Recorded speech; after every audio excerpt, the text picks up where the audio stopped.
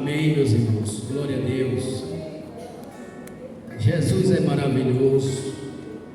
Glória a Jesus.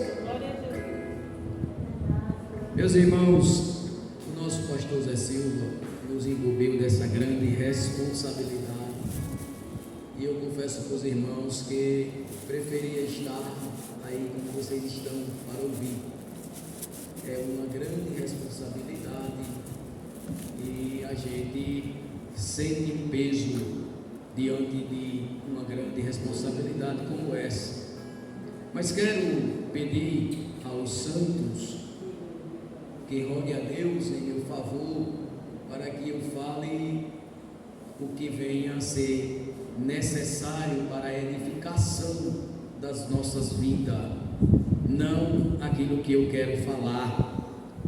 Apesar da gente termos o cuidado de fazermos uma leitura e procurar a Deus o que falar, e, irmãos, sabemos que permaneceremos dependentes de Deus quando se trata de falar Sua palavra. A qualquer momento, ninguém é capaz, ninguém tem condição de fazer uso dessa palavra sem o auxílio do Espírito Santo. Eu quero com a igreja falar, irmãos, de um assunto que é muito importante, como a Bíblia toda ela tem sua importância. Esse assunto que eu quero falar nesta noite com a igreja é sobre o arrebatamento da igreja, que é um dos fenômenos mais esperados pelos que aceitaram a Jesus. Eu acredito que esse desejo, essa esperança, ela deve estar viva dentro de cada um de nós. Eu ouvi esse assunto há 17 anos atrás. No dia 26 de maio, eu ouvi falar desse assunto. E é um assunto que para mim trouxe um impacto muito grande, pois eu não sabia que haveria um acontecimento desse prometido por Deus. Eu não sabia, e isso foi um dos assuntos que mais me chamou a atenção até os dias de hoje, nessa caminhada com o Senhor. E trago uma leitura, como já foi feita com a igreja, em Marcos 13, de capítulo 13, versículo do 32 ao 37, que traz um despertamento à vigilância da igreja. Glória a Jesus. Que ele diz: mas naquele dia e hora ninguém sabe, nem os anjos que estão no céu, nem o Filho, senão o Pai. Olhai, vigiai e orai, porque não sabeis quando chegará o tempo. Então, já quero trazer, não é bem esse assunto que eu quero falar hoje, sobre essa advertência, mas são importantes a gente fazer uma observação aqui nessa advertência de Jesus para com os seus discípulos, e eu acredito plenamente que para nós nos dias de hoje, aonde ele diz olhai, depois ele diz vigiai, e depois ele disse orai. Observe: olhai, vigiai e orai. 3 advertências de Jesus que são necessárias estar dia após dia na nossa caminhada. O crente precisa ser atento na observação, o crente precisa ser atento na vigilância, e o crente precisa ser atento na oração. Quem diz amém, meus irmãos? Amém. Olhai, vigiai e orai. Os irmãos sabem que há uma preciosidade dada a nossas vidas, que é o dom da salvação, que dinheiro do mundo inteiro não pode comprar. Nós temos um tesouro dentro de nós, que dinheiro nenhum do mundo jamais poderá comprar. Essa preciosidade exige de mim e de você a observação no valor que eu tenho. O apóstolo Paulo, ele chega a dizer que nós somos de barro, mas com um tesouro dentro de nós. E por isso devemos entender que é necessário olhar, ser atento na observância, porque há um adversário nosso que procura sempre roubar de nós aquilo de mais valioso que Deus nos deu. Devemos observar, devemos vigiar. Os irmãos sabem, falando literalmente, vigilância é estar de olhos abertos, atento e conhecendo que estou guardando algo precioso. Glória a Deus. E orar. Não quero bem falar sobre isso, além de ser tão importante, mas são características indispensáveis para quem quer chegar ao fim da caminhada. Louvado seja Deus.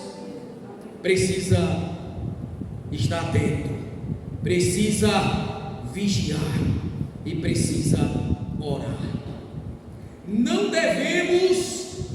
Tem gente que ora muito, mas vigia pouco. Tem gente que vigia muito, mas ora pouco. Tem gente que ora e vigia muito, mas não observa. E essas três coisas aqui precisam estar ativas em uma concordância para alcançarmos um resultado positivo para a nossa vida cristã. Quem diz amém, meus irmãos? Louvado seja Deus. É uma advertência de Jesus para nós. E ele diz que, porque não sabemos quando chegará o tempo. E sabemos que Jesus prometeu que vem. E eu acho que é um dos assuntos que a igreja tem um bom conhecimento, apesar de nos últimos dias temos ouvido e ouvido muito poucas pregações sobre esse assunto, sobre o arrebatamento da igreja. É necessário que a gente faça lembrança todo dia da nossa vida. Por quê? Os irmãos observaram que no texto que eu li tem 4 horários diferentes que Jesus pode vir. E dentro desses 4 horários, eu particularmente passo a refletir quais são as minhas atividades e os meus pensamentos nesses horários. Apesar de termos horário desses que estamos completamente dormindo, o sono físico, mas estamos. Mas tem 4 horários diferentes que Jesus prometeu à sua vida. Mas certo é que ele vem, e a igreja está com essa esperança viva. O termo, irmãos, do que eu quero falar hoje, chamado arrebatamento, deriva-se de uma palavra rápido, que em língua latina significa arrebatar rapidamente. Observe esse fenômeno que acontecerá, e a Bíblia ela é clara em nos advertir que será rápido. Essa rapidez nós encontramos na primeira carta do apóstolo Paulo aos Coríntios, capítulo de número 15, versículo de número 50, 51, 52, você vai ver o apóstolo Paulo afirmar que essa rapidez é no piscar de olho.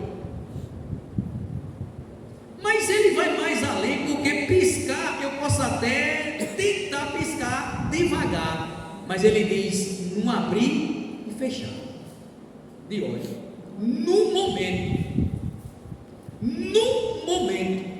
em um abrir e fechar de olhos. Por isso que a advertência de Jesus, para estarmos vigiando, olhando e orando, é porque nós não sabemos o dia e nem a hora que há de vir o Filho do Homem. Pode ser a qualquer momento. Nós acreditamos que pode ser até hoje.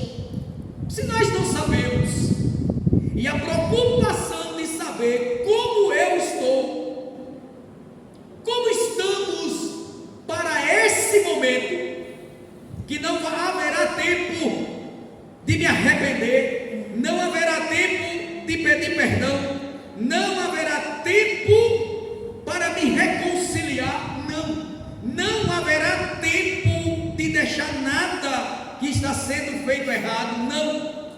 Temos que estar preparados. Porque eu entendo, Jesus ele não vem preparar ninguém mais. O tempo de nos preparar é esse. Aleluia, é hoje. É hoje. Porque Jesus ele voltará para quem está preparado. Aleluia. E devemos ter essa preocupação da nossa vida. Glória a Deus. Rapidamente e à força. Esse termo rapidamente e à força expressa-me também a verdade que nada impedirá Jesus cumprir essa promessa. Nada. O fato dele expressar rapidez e a força não quer dizer que ninguém está ou irá impedir Jesus arrebatar a igreja. Ninguém. Jamais ninguém impedirá Jesus arrebatar a sua igreja. Glória a Deus. O termo latino rapidus equivale também em grego traduzido por arrebatado. Em Tessalonicenses 4,17, esse evento é descrito aqui e também em 1 Coríntios 15. Refere-se à ocasião em que a igreja do Senhor será arrebatada da terra para encontrar-se com Ele nos ares.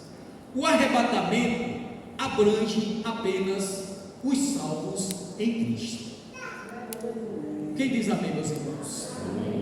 Só os salvos em Cristo participará desse evento que é esperado e já dito como o maior fenômeno acontecido na história da humanidade. Glória a Deus, eu estou esperando por isso. Eu aceitei Jesus e me disseram que Ele prometeu esse acontecimento e eu estou aguardando. Aleluia. Primeiro, glória a Jesus. Primeiro instante do arrebatamento, ao descer Cristo do céu, buscar a sua igreja, ocorrerá a ressurreição dos mortos. Tessalonicenses 4,16. Veja, primeiro os mortos, entre aspas, que dormiram em Cristo. É preciso ter um certo cuidado nessa expressão, que primeiro os mortos ressuscitarão. Temos que ter um certo cuidado em falar e ouvir isso, porque as imitações da palavra de Deus, ela tem crescido. Tem uma denominação que eles tinham muito ódio do cristão, do protestante mesmo, e hoje eles estão praticando muitas coisas que nós aprendemos e vivemos hoje. E uma delas é, até, os irmãos não se espantem, mas até fazer o trabalho fúnebre e garantir aos ouvintes que aquela pessoa também vai para o céu. E essa expressão, os mortos em Cristo ressuscitarão primeiro. Aleluia. E nós que estivermos vivos, seremos arrebatados juntamente com eles, e juntos nos encontraremos com Cristo nos ares. E Paulo vai mais além em dizer que ali estaremos com Ele para sempre. Meus irmãos, isso alegra a minha alma. Imagine você, uma pessoa que estava correndo para o inferno, porque a Bíblia diz que o mundo corre desfreadamente. Eu no mundo estava nessa carreira. Aí Jesus entra no meu caminho, me tira dessa carreira desfreada, perdoa meus pecados, lava minha alma com seu sangue e me põe aqui agora e ruma ao céu. A minha alma se alegra. A minha alma se alegra. E a nossa fé, ela é um elemento que trabalha em fazer com que nós acreditamos no que está escrito na palavra. Por isso que os escritores hebreus, no capítulo 11, e verso 6, ele diz que sem fé não podemos agradar a Deus. Porque para me crer no arrebatamento, eu preciso que a minha fé esteja viva. Para me crer no céu de glória me esperando, eu preciso ter fé. Para mim crer que Jesus vem arrebatar a igreja, é preciso ter fé. Glória ao nome de Jesus, para me fazer acreditar na sua santa palavra. Quem diz amém, meus irmãos? Amém. E essa ressurreição aqui não se trata da ressurreição do dia do juízo final, que está lá em Apocalipse capítulo 20, versículo 11. Essa ressurreição aqui, primeira ressurreição é daqueles que dormiram em Cristo. Glória a Deus. E, irmãos, e é muito glorioso para mim e para você participarmos de uma promessa tão gloriosa, sem que haja em nós merecimento algum. Glória ao nome de Jesus. Cristo voltará à terra. Não é esse assunto, mas segundo, ao mesmo tempo que ocorre a ressurreição dos mortos em Cristo, os crentes vivos serão transformados, seus corpos se revestirão da imortalidade. Veja, 1 Coríntios, capítulo de número 15, e o versículo de número 51 ao 53. Veja só, aquilo que é mortal se revestirá da imortalidade. Veja, Jesus fará isso na nossa vida. Aquilo que é perecível ou corruptível se revestirá da incorruptibilidade. Se aqui nós somos afetados pelo tempo, pelo desgaste físico, e lá receberemos um corpo que não sentirá nenhum tipo de afeto que nós sentimos aqui. Seremos completamente transformados, seremos como Ele. Glória ao nome de Jesus. E não sentiremos mais as aflições desta vida, não sentiremos mais nenhuma dor, não sentiremos mais o cansaço, o enfado, as perseguições, as calúnias, as tristezas,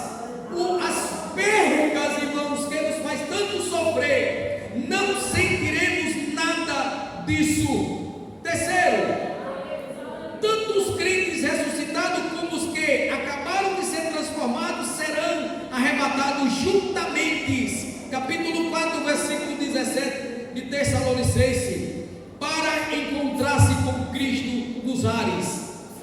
Glória ao nome de Jesus. Quarto, estarão literalmente unidos a Cristo. Veja que expressão. Estaremos literalmente unidos com Cristo. Olha só quando João escreve em capítulo 14, Jesus ele diz aos discípulos: para não turbar-se o vosso coração, creis em Deus e também em mim. Na casa de meu Pai há muitas moradas. Se não fosse assim, eu não vos teria dito: eu vos vou preparar lugar. E se eu for e vos preparar lugar, voltarei outra vez e os levarei para mim mesmo. Irmão, só em Jesus dizer que eu voltarei para vos levar já era bastante, mas ele vai mais além em dizer: eu vos levarei para mim mesmo, e aonde eu estiver, estarás vós comigo. E essa expressão paulina diz aqui que literalmente estaremos unidos junto com Ele para sempre. Uma eternidade com Jesus, livre da condenação eterna. Irmãos, é coisas gloriosas que faz a gente se alegrar em meio às dificuldades desta vida. Estamos vivendo os dias difíceis, estamos vivendo os dias tenebrosos, dias, irmãos, em que nós nos entristecemos, choramos, nos angustiamos, sentimos, irmãos, muita tristeza. Mas eu quero dizer uma coisa para você: você não está sozinho. Você não está sozinho. E as aflições desse tempo presente não há de se comparar com a glória que naquele dia há de se manifestar sobre nós. Aleluia. Paulo está dizendo que o que está preparado para nós nos fará esquecer de todas as aflições que passamos nesse tempo presente. Aleluia. Jesus disse que a recompensa valerá a pena. Aleluia. Por isso, irmão, não foi fácil para os profetas, não foi fácil para os patriarcas, não foi fácil para Jesus, não foi fácil para os discípulos, para os pais da igreja, para a igreja primitiva, e não será fácil para nós. Jesus nunca prometeu facilidade, mas ele disse que o esforço para permanecer firme, caminhando, olhando para Jesus e chegarmos até o final da caminhada, valerá a pena. Valerá a pena.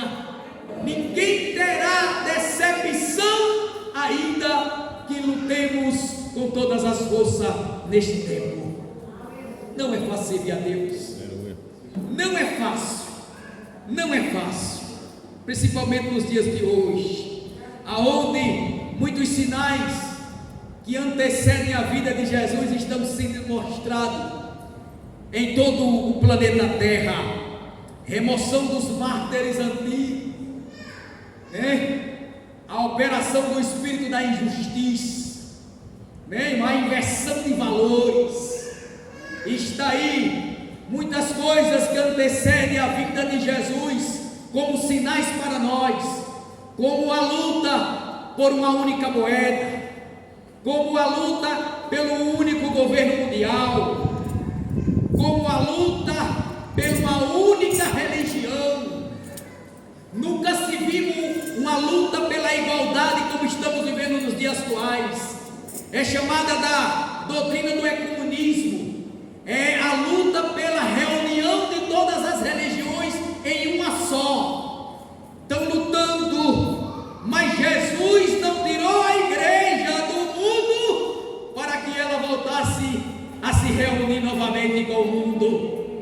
Quem é igreja de Jesus não aceita e nem vai aceitar o ecumenismo. Às vezes, irmãos, eu vejo cristão falando de uma certa pessoa que presta uma crença à igreja romana, e a pessoa expressa de um serviço tão prudente que eu fico pensando, será que essa mente cristã está querendo justificar que essa pessoa está bem diante de Deus, servindo aos deuses mortos, falando, e eu penso até, irmãos, se brincar, a pessoa faz as coisas mais certas do que nós. Eu digo, ei, se não declarou Jesus perante os homens, não se arrependeu, não deu um sinal de confissão, a coisa está feia. A coisa está feia. Porque Cornélio era um cristão piedoso, temente a Deus com toda a sua casa. Aleluia. O homem dava esmola. O homem orava 3 vezes ao dia. Diz que toda a sua casa era temente a Deus.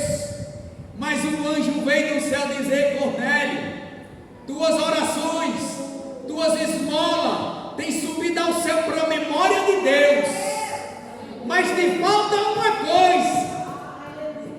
Não está na Bíblia, mas eu acredito que Cornélio desejou saber o que é. O que está me faltando? O anjo disse: manda chamar Pedro. Ele está na cidade de Jope, na casa de Simão, o curtidor. Chama ele, e ele dirá o que te falta. Aleluia. E quando ele imediatamente manda os mensageiros, que Pedro vem até ele, a Bíblia diz que Pedro começa a apresentar Jesus de Nazaré, que foi crucificado e ao terceiro dia ressuscitou e nos pregou a remissão dos pecados pelo seu sangue derramado na cruz do Calvário. A Bíblia diz que Cornélio e toda a sua casa creu no nome de Jesus.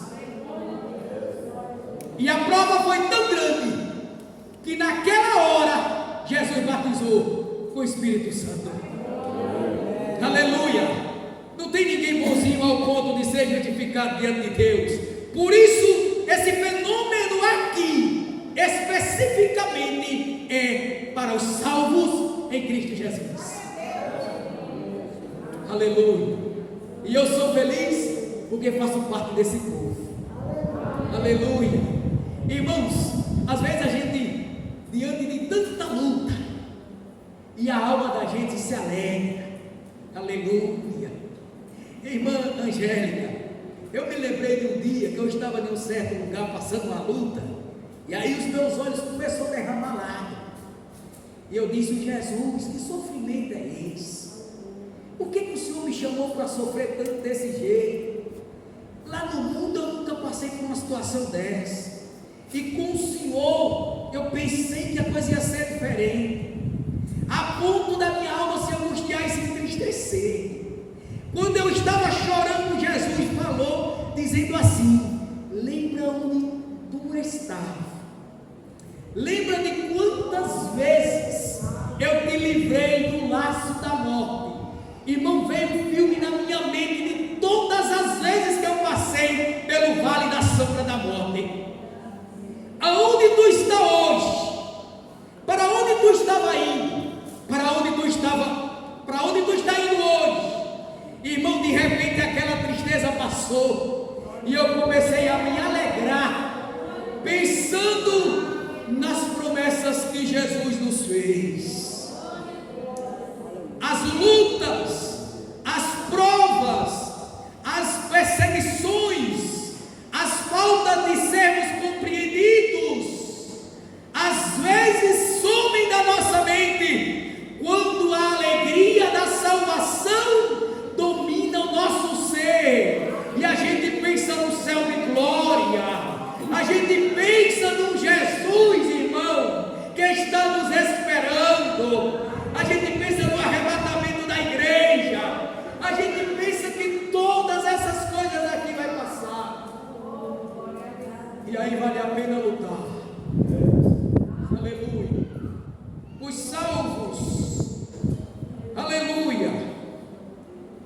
Espírito estarão livres de todas as aflições da terra. Aleluia. Estaremos livres de todas as aflições da terra. E olha que tem aflições que é ruim. Tem aflições que é ruim, mas estaremos livres dela. Eu presenciei, menos de um mês, 2 aflições, que eu acredito que é das mais ruins que o cristão passa aqui. Eu vou lhe dizer isso, mas vou lhe consolar dizendo que elas vão passar. É quando a gente perde um ente querido. Irmãos, eu presenciei. A igreja conhece o irmão diácono Lindenberg. Acho que muitos deles aqui conhecem. Ele perdeu um filho há menos de um mês, com 14 anos de idade, o Ravi, de um trágico acidente automobilístico. Irmãos, eu estava lá e vi a angústia daquele pai, que até hoje ainda não conseguiu voltar aos cultos, ainda está em aflição. Depois, com menos de 15 dias, outra aflição aqui no Jardim Primavera, o irmão Edmilson perdeu seu irmão de um trágico acidente também. Irmãos, não tem aflições mais difíceis para nós do que essas. Mas eu quero dizer para você uma coisa. Está escrito aqui: lá não haverá mais aflições. Aleluia. Elas irão passar, ainda que nos faça chorar, sofrer, nos angustiar, mas elas irão passar. Aleluia. Elas irão passar. É só até aqui. É só aqui. É só aqui. Lá não haverá mais choro. Lá não haverá mais lágrimas. Não haverá mais dor. Não haverá mais sofrimento. Não haverá tragédias que nos façam sofrer. Não haverá quem nos caluncie. Não haverá falta de compreensão. Não haverá nada disso. Em sexto lugar, a esperança de que o nosso Salvador voltará para nos tirar do mundo precisa estar acesa dentro de nós. Aleluia. Não deixe que isso desfaleça. Eu estava pensando, eu já vou encerrar, falta 2 minutos, não terminei, mas também não passarei do tempo. Mas eu estava aqui sentado pensando nas 10 virgens do capítulo 25 do Evangelho de Mateus. Aquela expressão registrada nos traz uma reflexão muito necessária para nossas vidas. Havia 10 virgens. A Bíblia descreve 5 prudentes e 5 loucas. Aquelas 10 virgens ali, elas não são a igreja. Elas são 10 damas de honra, convidadas especialmente para participar do cortejo da noiva. Eu não sei se os irmãos sabem que o casamento judaico, a noiva já compromissada com seu noivo, Maria. Isaías usa a expressão que ela era uma virgem desposada, trazendo para hoje, ela era compromissada. José já tinha ido no cartório com os pais de Maria, com seus pais, e oficializaram o compromisso. Dessa oficialização, Maria volta com os pais para sua casa, e José volta com seus pais para sua casa. José tem 12 meses, um ano, para preparar a casa de morada e a casa da festa do casamento, que são 7 dias de festa. Quando tudo isso está preparado, depois de 12 meses, o noivo, ele convida seu pai e seus amigos íntimos e vai em cortejo à casa do pai da noiva, pagar o dote ao pai da noiva e trazer a sua noiva para a sua casa.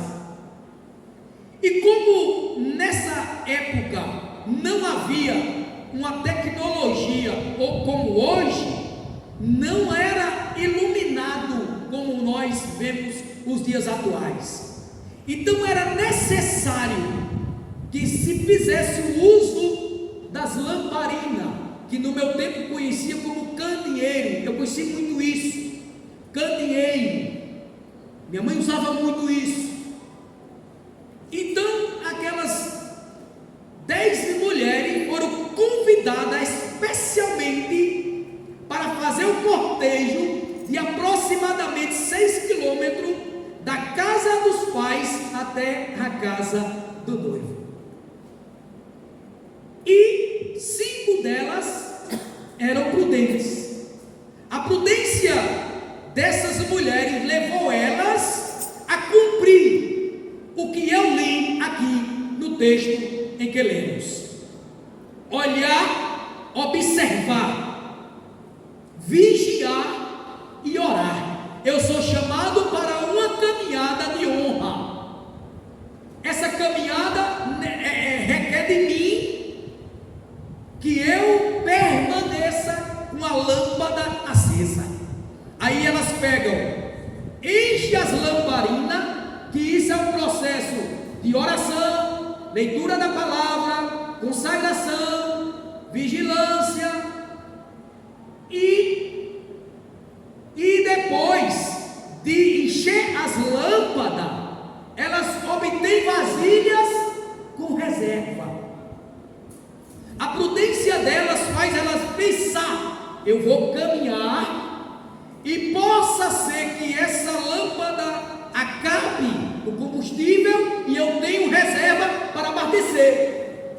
O azeite aqui é uma simbologia do Espírito Santo. Glória a Deus. E elas se preparam. Já as loucas não tiveram a mesma prudência, não se preocuparam, não tiveram a preocupação de encher a lâmpada e a reserva. E estando elas no mesmo lugar, diz a Bíblia que todas tosquenejaram, ou seja, cochilaram, todas.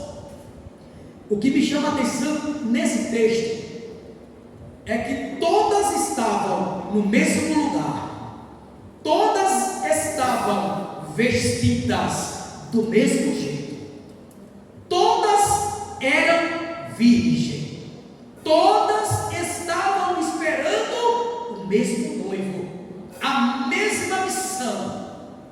A única diferença era que 5 prudentes e 5 loucas. E diz a Bíblia que quando foi a meia-noite, houve-se um grito, que eu conheço como o grito do despertamento. Aí veio o noivo, aí veio o noivo, e diz que as prudentes levantaram com as suas lâmpadas acesas e com suas reservas. E as loucas, quando levantaram, disseram às prudentes: dai-nos do vosso azeite, para que não aconteça que as nossas lâmpadas venham se apagar. As prudentes disseram: ide ante aos que vendem e comprai para vós, para que não haja caso que acabe a nós também. Elas saindo para para comprar, chegou-se o esposo, o noivo. E quando o noivo chegou, o que estava preparado foi com ele. E a Bíblia diz que eles entraram para as bodas, fechou-se a porta. Quando as loucas chegaram, que bateram na porta e disseram: Senhor, Senhor, Senhor, abre-nos a porta. E o Senhor vos respondeu: eu não vos conheço. Meu Deus, a tristeza, a vergonha e a decepção de ser chamado de honra e não participar da festa será grande para aqueles que ficarem. Por isso, estejais atentos. Como disse, e eu repito para encerrar minhas palavras: olhai, vigiai e orai. No final, ele vai dizer: para que vindo de improviso, não vos ache dormindo. Quem diz amém, meus irmãos? Amém. Que nós jamais venhamos desfalecer, para que naquele dia o Senhor nos ache dormindo. Diga: eu não vou dormir, eu não vou estar dormindo, mas eu vou estar atento, eu vou estar vigiando, eu vou estar orando, para que naquele dia o Senhor Jesus me leve. Oh, glória a Deus! E eu não venha ficar para o sofrimento que virá sobre esta terra. Que Deus nos ajude, nos dê força e nos dê graça para estarmos atentos. Quem diz amém, meus irmãos? Eu agradeço a Deus por essa oportunidade e que nós venhamos continuar caminhando, despertando uns aos outros, em nome de Jesus.